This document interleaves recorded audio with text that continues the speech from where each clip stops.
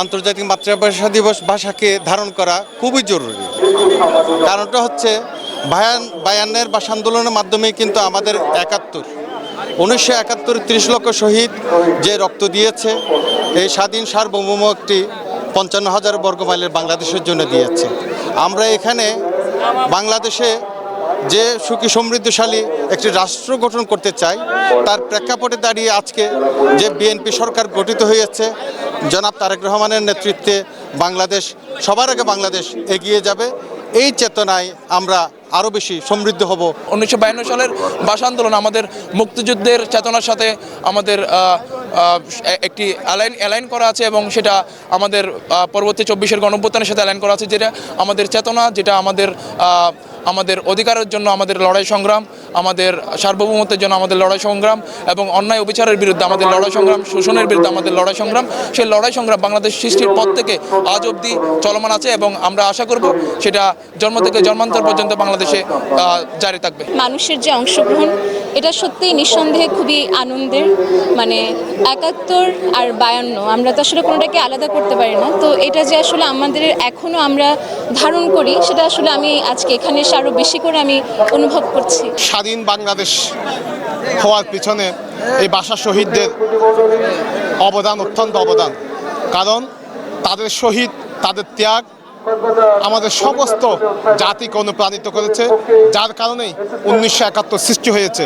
তা আমরা মনে করি স্বাধীনতা পরবর্তী যত আন্দোলন, স্বৈরাচার ফ্যাসিবাদ বিরুদ্ধে যে যুগে যুগে আন্দোলন রচিত হয়েছে, সব কিছুর ভিত্তি হচ্ছে বায়ান্নের ভাষা আন্দোলন। বিশ্বে আমরাই তো ভাষার জন্য প্রাণ দিয়েছি। আসলে আমরা একই সাথে আমাদের ভাষার অধিকারের জন্য যেমন প্রাণ দিয়েছি, আমরা মানে এটাও চেয়েছি যে পৃথিবীর সকল ভাষা যেন বেঁচে থাকে, এবং আমাদের এই বাংলাদেশে অনেক জাতিসত্তা, অনেক সংস্কৃতি, অনেক ভাষা রয়েছে। সমস্ত ভাষাগুলো যেন বেঁচে থাকে, সমস্ত ভাষার সংস্কৃতির মানুষগুলো যেন, জাতিসত্তার মানুষগুলো যেন তাদের অধিকার, তাদের সংস্কৃতি নিয়ে বাঁচতে পারে এবং তাদের সংস্কৃতিকে ধারণ করে থাকতে পারে, সেই প্রত্যাশায় এবারের 21শে ফেব্রুয়ারিতে। অনেকটা বিরল বলা যায় যে মাতৃভাষাকে রক্ষার জন্য মানুষ জীবন উৎসর্গ করেছে।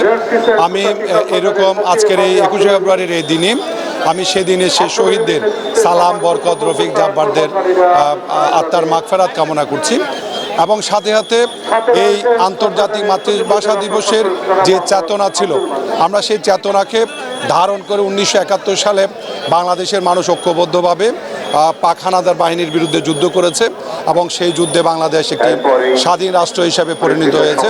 আমরা মনে করি বাংলাদেশকে সেই চেতনাকে ধারণ করতে হবে। সাধারণ মানুষ তাদের ভোটাধিকার প্রয়োগের মাধ্যমে একটি গণতান্ত্রিক সরকার পেয়েছি। বলতে গেলে আমরা আমাদের ভোটাধিকার হরণ করা হয়েছিল, তা আমরা প্রতিষ্ঠিত করে একটি গণতান্ত্রিক সরকার গঠন করা হয়েছে। এই প্রোগ্রামটি হচ্ছে সেই সরকারের প্রথম কর্মসূচি। বাংলা ভাষায় কথা বলতে পারা এটা হচ্ছে গৌরবের বিষয়। আমি বাংলাদেশি হিসেবে বাংলা ভাষায় কথা বলি, এটা আমার জন্য, আমার মায়ের ভাষায় কথা বলে এটা আমার জন্য অনেক গৌরবের বিষয়। সহ প্রভৃতি ভাষা শহীদের রক্তের বিনিময়ে আমরা এই দিবস পেয়েছি। এই শুধু ফেব্রুয়ারি মাস আসলে আমাদের ভাষা প্রতি দরদ উঠে যায়, কিন্তু আমাদের একজন নাগরিক হিসাবে সব সময় যে 12 মাসে যে ভাষার প্রতি একটা চর্চা করা আমাদের সকল নাগরিকের কর্তব্য।